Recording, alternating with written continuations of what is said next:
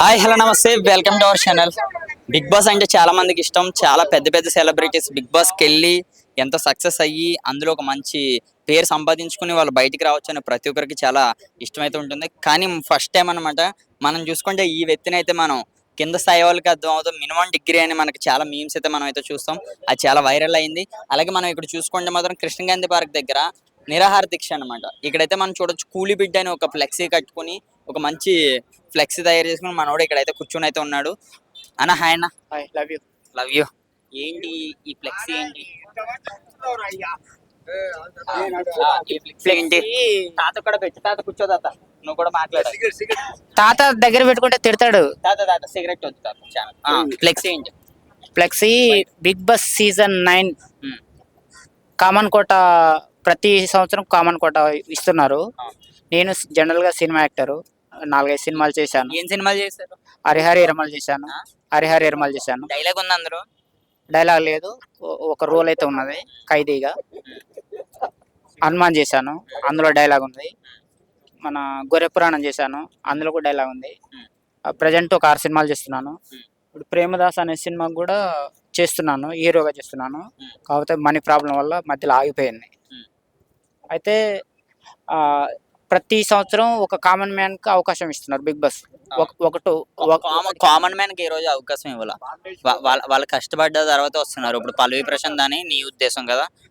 పల్లవి ప్రశాంత్ చాలా కష్టపడి వచ్చాడు. రికమెండేషన్ పెట్టుకుంటే అవకాశం ఇస్తున్నారు కదా. పల్లవి ప్రశాంత్ చాలా డబ్బులు ఖర్చు పెట్టాడు. ఆ విషయం నాకు తెలుసు. ఎందుకంటే పల్లవి ప్రశాంత్ కి నాకు సుమారుగా 3 years నుంచి పరిచయం ఉంది. అయితే డబ్బులు ఖర్చు పెట్టంట సీన్ అయితే మనకు లేదు.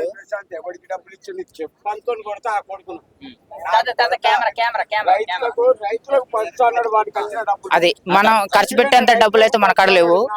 నేనైతే రిక్వెస్ట్ చేస్తున్నా. నేను ఒక కామన్ మ్యాన్ క్వార్టర్లో రిక్వెస్ట్ చేస్తున్నా. రెండోది ఇది సినిమా వాళ్ళకి సంబంధించింది కదా. నేను ఒక సినిమా యాక్టర్ కూడా అవకాశం అని చెప్పేసి అడుగుతున్నా. మరో విషయం, ఇది అసలు ఎందుకని పెట్టావు? ఈ ఫ్లెక్సీ అంటే పోయినసారి చాలా ప్రయత్నాలు చేశాను, సక్సెస్ కాలేదు. అందు గురించి పబ్లిక్ సపోర్ట్ తీసుకుందాం అని చెప్పేసి. పబ్లిక్ సపోర్ట్ అంటే ఇక్కడ చేయడం వల్ల ఇక్కడ ప్రతి ఒక్కరు అంటే ఒక్కొక్క ఫోటో పెడతారు. ఇప్పుడు సినిమా ఇండస్ట్రీకి కొద్ది గొప్ప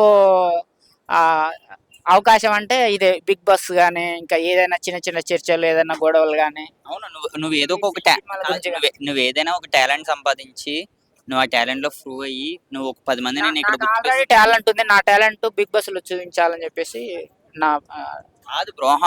నీకు టాలెంట్ ఉంది. ఇప్పుడు అక్కడ ఉన్న ప్రతి ఒక్కరిలో ఉన్న కూడా ఒక టాలెంట్ ఉంటుంది. వాళ్ళు ఇక్కడ బయట పెట్టుకుంటేనే 10 మందికి నచ్చితేనే వీడు అసలు లోపల కాదు. వీడు అసలు బిగ్ బాస్ అసలు ఏంటి నీ ఒపీనియన్ గా?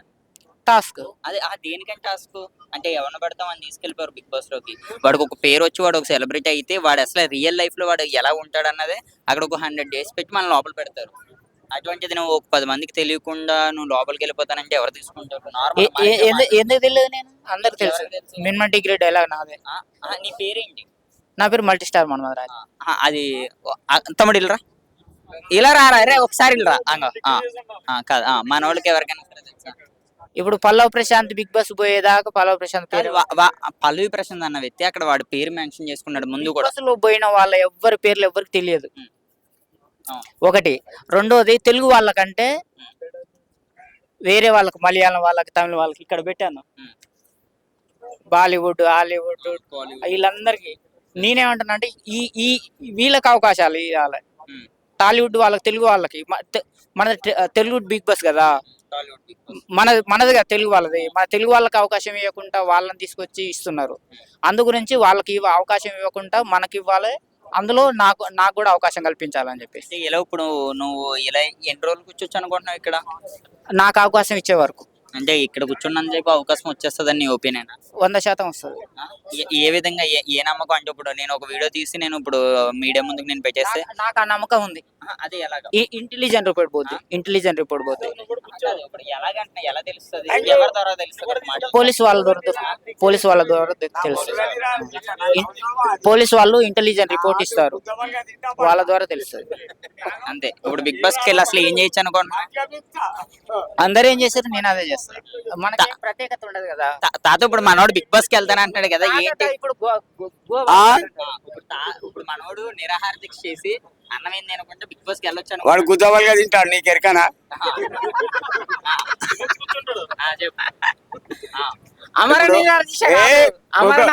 ఊకో. ఇప్పుడు కేసీఆర్ గారు 9 రోజులు ఉపవాసం ఉన్నారు, నువ్వు ఉంటావా బాబాయ్? ఎవరైనా 9 రోజులు తినకుంటూ ఉంటారా? వీడా వీని చేసేది తప్పు. నీకు పోవాలన్నా చక్కగా తుక్కు కూడా పో, అక్కడ అడుగు ఇక్కడ బిగ్ బాస్ షో ఏడే జరుగుతుందని. లేదండి, మన బుల్లెట్ భాస్కర్ అన్న షోలోకి పో. నీకు మధ్యాహ్నం భోజనం, పొద్దున టిఫిన్, మళ్ళీ రాత్రికి భోజనం. ఒక్క షోకు 5,000 ఇస్తాడు. అది సింగిల్ టేక్లు అయితే. 10 సార్ల వాళ్ళు కెమెరా పెట్టడం, యాక్టింగ్ చేయడం వేస్ట్. నేను సింగిల్ టేక్లో యాక్టింగ్ చేస్తా, సింగిల్ టేక్. అదొక డైలాగ్ చెప్తా. భయపడుకుంటా బతికేటోడు జీవితాంతం బానిస, అదే పెట్టేటోని భయపెట్టుకుంటా బతికేటోడు బాదుషా. లాస్ట్కు షా, దానికి షా, దీనికి షా, వాడే షేక్ అహ్మద్ బాషా. అలానే ఒక డైలాగ్. నా వెనక ఎవరు తెలుసా? కుర్చీ తాత ఉండు, నీ పక్కన ఉన్నాడు, నీ వెనకాల లేడు. నాకు కొనంత ధైర్యం. సరే నువ్వు ఒక డైలాగ్ చెప్పు. ఈ కిష్టకాంత్ పార్క్ రాదు. నువ్వు ఒక డైలాగ్ చెప్పు. ఎవడ కొడితే దిమ్మ తిరిగి మైండ్. ఐదు వద్దు, ఆ లింగంగా ఆ ఏడు కూడా చెప్తాడు. ఏది కొట్టాలి, ఏది కొట్టాలి? డైలాగ్ చెప్పు. నువ్వు పెద్ద సెలబ్రిటీ, నువ్వు 10 సినిమాలు చేస్తున్నా, ఇక్కడ ఏదో ఉంది కదా ప్రేమ చూడు. ఏదో ఒక సినిమా చెప్పు, ఒక డైలాగ్ చెప్పు. సొంత డైలాగ్. ముఖ్య కదా అని పీకినాం అనుకో, పీక కోస్తా.